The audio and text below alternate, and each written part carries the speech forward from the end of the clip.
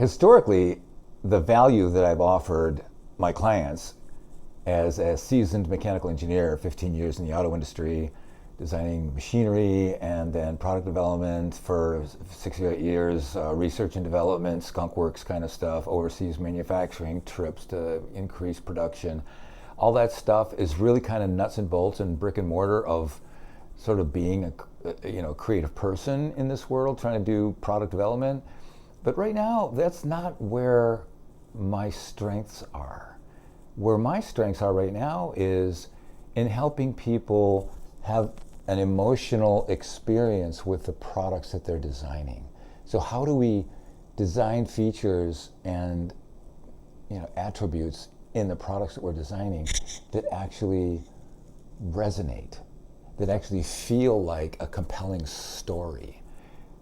And to stay in that inquiry and do more testing and prototypes, and not design a prototype to validate your assumptions, but design prototypes and then ask the prototype what it has to teach you. So there's this, it's actually kind of a heroic level of getting more embodied in yourself to be able to sense when the story of your product actually starts to resonate. And to not actually go out and try to promote it until it feels right.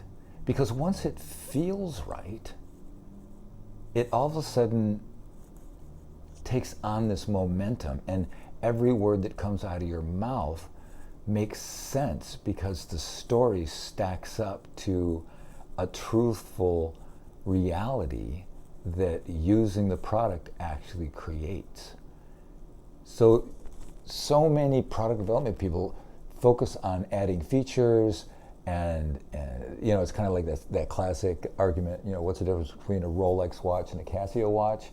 Well, the Rolex watch can charge $30,000 because it does one thing really well, and the Casio watch does a bazillion things not that great, so it's $10, but it better have a lot of features or it's not worth it at all.